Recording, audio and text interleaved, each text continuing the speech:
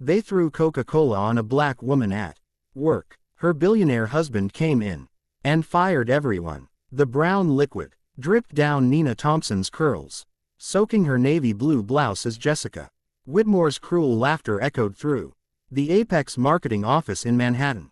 "Oops, I thought you needed to refresh those mediocre ideas," the blonde manager sneered, dropping the empty can on Na's desk. "Look everyone, the company's diversity initiative taking a Coca-Cola shower," shouted Brad Mitchell, the account coordinator, as he filmed everything with his iPhone 15. At his side, Samantha Chun, the HR assistant, laughed as she frantically typed on her cell phone, "When you hire based on quotas and not competence #reality checknick."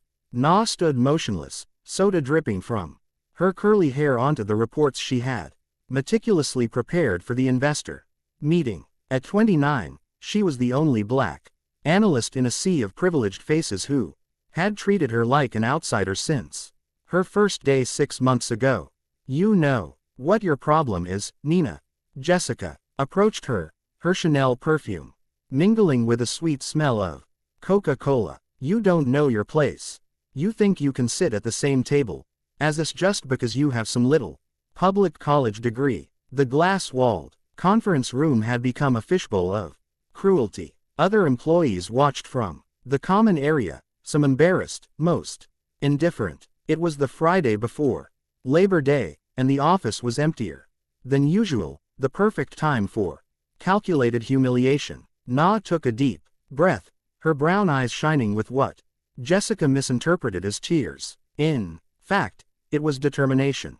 She calmly picked up her cell phone, ignoring the taunts that continued. "Going to call your mommy or your Uber boyfriend?" Brad sneered, moving the camera closer. "I bet he lives in the Bronx and took the subway in today." Samantha let out a shrill laugh. "Guys, you're terrible. But it's true, right, Nina? It must be hard to keep up that executive facade on an assistant salary." What those three corporate predators didn't know was that Nina Thompson wasn't just another employee trying to climb the corporate ladder. There were secrets in her life that even her HR files didn't reveal, connections that transcended this toxic environment. "Go ahead," Na said softly, typing a single message into her phone. "You just made the best decision of your lives." Jessica frowned, momentarily thrown off by Na's serenity. "What are you talking about? Did the sugar go to your head?" In exactly 15 minutes, Nina consulted the discreet Pate Philippe watch on her wrist, a detail no one had ever noticed. "You'll understand everything." Brad lowered his cell phone, a hint of doubt crossing his face. "What 15 minutes? Are you delirious?" Samantha, always the most perceptive of the trio, noticed something strange in Na's behavior. There was no fear, no anger, just a disturbing calmness of someone who knows exactly what is coming. That was when the private elevator, the one only used by the board of directors, lit up on the 42nd floor. The doors opened with a soft ding, and 3 uniformed security guards stepped out first, followed by a tall, imposing man wearing a Tom Ford suit that probably cost more than anyone's annual salary. "Na." Alexander Sterling's deep voice cut through the office silence like a knife. "Are you okay? If looks could kill, Jessica, Brad, and Samantha would already be buried." What no one in that office could have imagined was that they had just crossed the line of no return, and that the woman they had chosen to humiliate was about to completely rewrite the rules of the corporate game. If you're enjoying this story of justice and revenge, don't forget to subscribe to the channel to find out how a simple analyst turned her humiliation into the biggest lesson those arrogant people would ever learn. Alexander Sterling stormed across the office, his expression changing from concern to controlled rage when he saw Nina's state. Drops of Coca-Cola were still dripping from her hair, staining the white collar under her navy blue blouse. "Security," he called in a steely voice. "Escort these 3 people out of the building now." Jessica stepped forward, still trying to process the situation. Excuse me, but who the hell do you think you are? This is our office, and Nina is our employee. Wrong. Alexander positioned himself protectively beside Nina. This is my office. Sterling Enterprises is the majority shareholder of Apex Marketing. Brad dropped his iPhone with a clatter onto the marble floor. Samantha's face drained of color as she quickly searched LinkedIn. Sterling Enterprises Chairman and CEO. Alexander Sterling, net worth $7.80 billion. That's the problem when you judge people by their appearance, nah. Finally said, calmly wiping her face with a tissue. You never bothered to find out who I really am. The story of Nina Thompson Sterling had begun 4 years earlier when she met Alexander at a technology conference at MIT.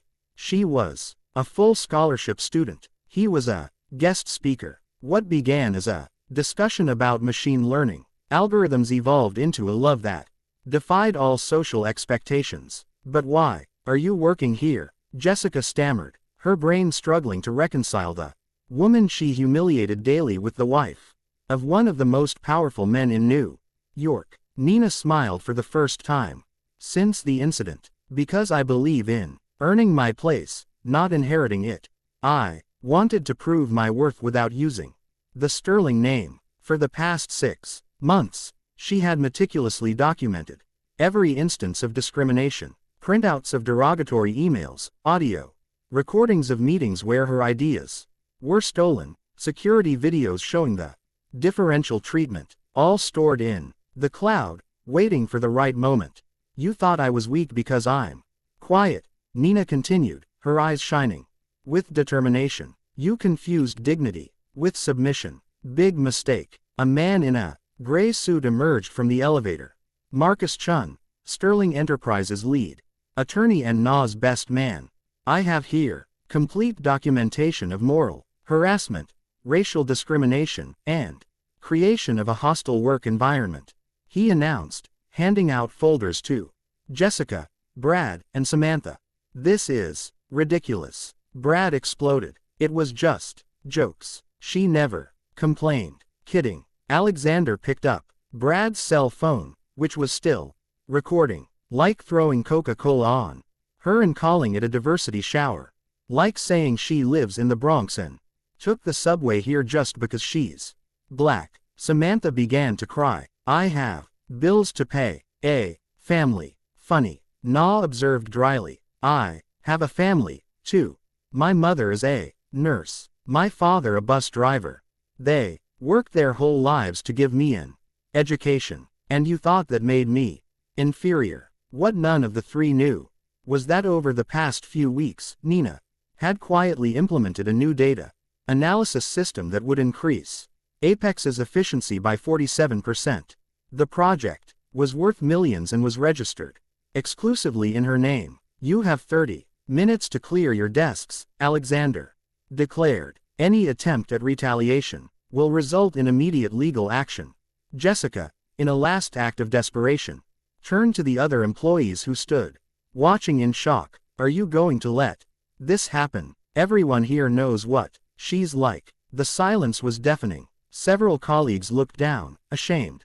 Tom Williams from the IT department stepped forward. Actually, Jessica, many of us admire Na's work. You're the one who created this toxic environment. As security approached, Nina grabbed her laptop and personal files. She paused beside Jessica and whispered, you know what's ironic? I was going to quit today, but you just gave me a much better gift. The PC Philippe watch on her wrist, a wedding gift from Alexander, read 3:47 p.m. In exactly 13 minutes, a memo would be sent to the entire company announcing radical changes to the diversity and inclusion policy. Alex, Nina, touched her husband's arm. I want to use this for something bigger, not just revenge. He nodded, understanding immediately. The scholarship fund you wanted to create. Exactly. 4 young black people in technology, funded with the value of the shares these 3 owned in the company. What those corporate predators had interpreted as weakness was in fact the silent strength of those who gather evidence, wait for the right moment, and turn personal injustice into systemic change. But the game wasn't over yet. The true impact of what had happened that Friday afternoon was just beginning to unfold. Apex Marketing's digital panic room went into total meltdown when Marcus Chun began projecting a presentation titled Evidence of Hostile Environment Thompson versus Apex Marketing onto the main screen in the auditorium. The emergency meeting called for all employees promised important clarifications regarding structural changes. No, no, no. Jessica screamed, trying to reach Marcus' laptop. You can't do that. It's invasion of privacy. Invasion of privacy. Alexander repeated, with a cold smile. Like these emails you sent to the entire department. On the screen, a message from Jessica appeared. The new diversity arrived today. I bet she won't last a month. Anyone want to bet on how long it'll be before she's back in the ghetto? Brad palled when the next slide showed screenshots of a WhatsApp group called Elite Apex where he posted daily photos of Nina with captions like found the missing maid and someone call her Uber. How did you get this? Samantha gasped seeing her own Instagram posts appear, including one where she secretly filmed Na having lunch alone with a caption when the quota has no friends. #reality. 6 months, Na said calmly, walking to the center of the auditorium. For 6 months, you created a complete digital archive of your own discrimination. Every screenshot, every audio clip, every video. HR has copies of everything. The next slide revealed something that made the entire auditorium hold its breath. Project Prometheus, new predictive marketing analysis system, developed by Nina Thompson Sterling. Estimated value, $47 million. Status, patented. While you were wasting your time humiliating me, Nina continued, I developed an algorithm that will revolutionize data analysis in marketing. Sterling Enterprises has already purchased the exclusive rights. Jessica staggered backward. Sterling Enterprises, but that means that every penny of profit this project generates over the next 20 years will go directly to the Nina Thompson Fund for Black Youth Technology Scholarships, Alexander added, funded initially by the forced sale of the shares you three own in this company. Brad tried one last desperate gambit. This is extortion. We're going to sue you. Marcus Chin adjusted his glasses. Extortion is blackmail. We are merely presenting documented evidence of hate crimes, moral harassment, and systematic racial discrimination. Crimes, which incidentally carry penalties of up to 5 years in prison in New York. The next slide showed the company's organizational chart. 3 boxes flashed red. Jessica Whitmore, Brad Mitchell, and Samantha Chun, all marked immediate termination. Just cause. You can't fire us for just cause, Jessica shouted, tears of anger streaming down her face. We're going to fight this. You can try, Nina replied calmly. But I suggest you first watch the video Brad kindly recorded today throwing Coca-Cola at me while yelling about diversity. Showers. The video began to play.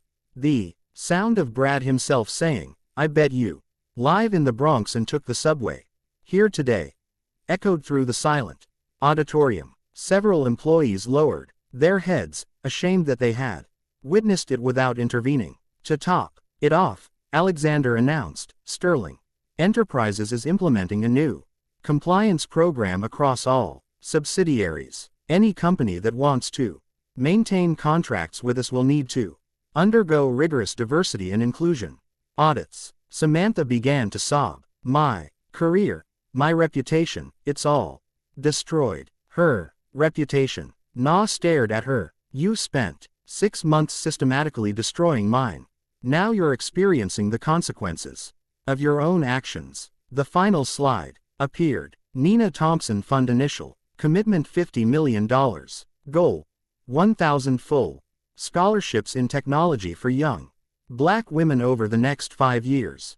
$50 million. Brad almost choked. Where? From. The discrimination fines you three will pay from the bonuses that will be reversed and from my personal donation. Na explained. Oh, and every company you try to join will receive a complete dossier on the case. Good luck explaining in interviews why you were fired for documented racism. Jessica fell to her knees, finally understanding the extent of the destruction. Please, I have bills, a mortgage.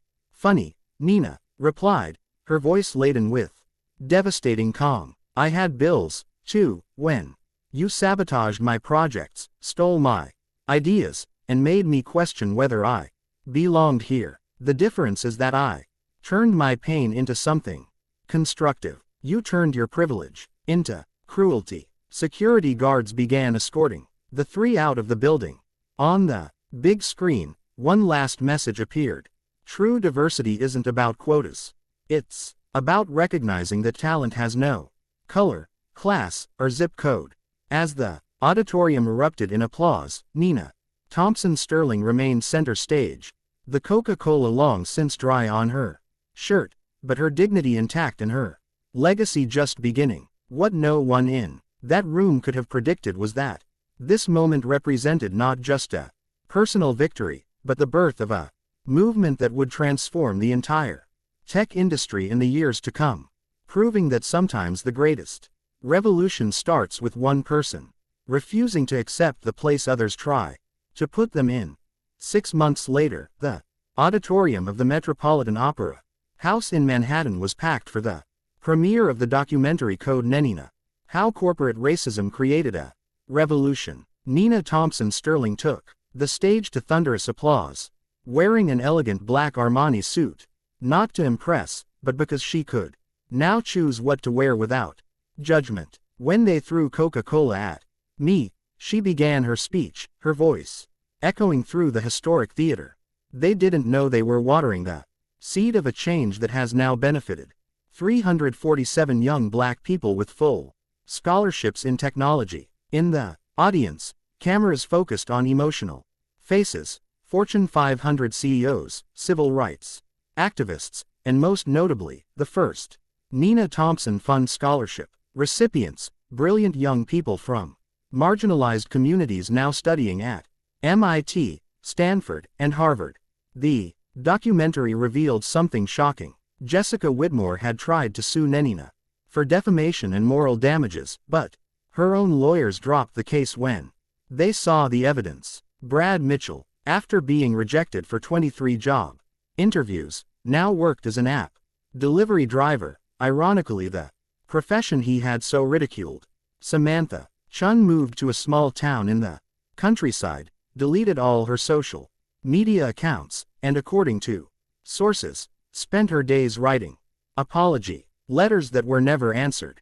The most ironic thing, Nina continued, is that 3 days before they threw Coca-Cola at me, I had finished an algorithm that detects patterns of discrimination in corporate environments using artificial intelligence. They literally gave me the final data I needed to validate the system. The EquiHere app, developed by Nenina, had already been adopted by 1,200 companies globally, generating $180 million in revenue in the first quarter. All profits going toward expanding the scholarship program. Microsoft, Google, and Apple formed a historic partnership to implement the system in their hiring practices. Tom Williams, the IT colleague who had stood up for Nina on that fateful day, was now CTO of Sterling Enterprises Technology Diversity Division. Seeing Nina turn humiliation into revolution taught me that silence in the face of injustice is complicity, he told the New York Times. The most emotional moment of the evening came when Marcus Thompson, Nina's father, took the stage. The retired bus driver who worked 40 years to put his daughter through school held the Nobel Peace Prize trophy that Nina had just received, the first black person to be honored for innovation in social justice technology. My daughter has always been brilliant, he said, his voice breaking, but they only saw her color. Now the whole world sees her brilliance. On the screen, images of the Apex marketing office appeared. The company had filed for bankruptcy after losing all of its contracts with Sterling Enterprises and its subsidiaries. The building now housed the Nenina Thompson Institute for Technological Equity, where young black people were developing solutions to combat systemic racism using AI. Jessica Whitmore made one last public appearance on an obscure podcast trying to play the victim. I lost everything over a silly joke. The video went viral, not out of sympathy, but as a perfect example of how privilege blinds people to the gravity of their actions. The comments were merciless. You didn't lose everything over a joke. You reaped what you sowed during years of racism. Nah ended her speech with words that would go viral. They asked me if it was revenge. I say it was justice.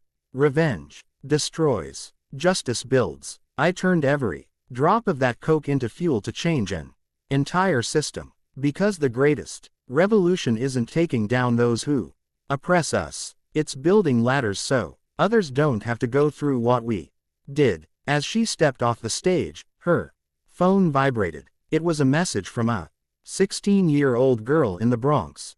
Miss Sterling, I just got accepted into the scholarship program. I'm the first person in my family to go to college. Thank you for not giving up that day. Na smiled, remembering her own words. That fateful afternoon, you have just made the best decision of your lives. And indeed, they had, just not in the way they expected. A year later, the Nenina effect became an academic term to describe how exposure to institutional racism can catalyze systemic change. Jessica, Brad, and Samantha became case studies in universities about the consequences of prejudice in the corporate environment. Meanwhile, Nina Thompson Sterling continued her mission to transform every act of injustice into an opportunity for social change. The lesson was crystal clear. In that Manhattan office, 3 people chose the path of hatred and lost everything. 1 person chose the path of justice and changed the world. Because in the end, racism doesn't just destroy its victims. It mainly destroys those who practice it. Have you ever witnessed an injustice that could have been transformed into positive change? Share your story of overcoming adversity in the comments. If this story of justice and transformation touched your heart, subscribe to the channel and turn on the bell for more stories that prove that true revenge is not destroying those who hurt us, but building a world where no one else is hurt in the same way.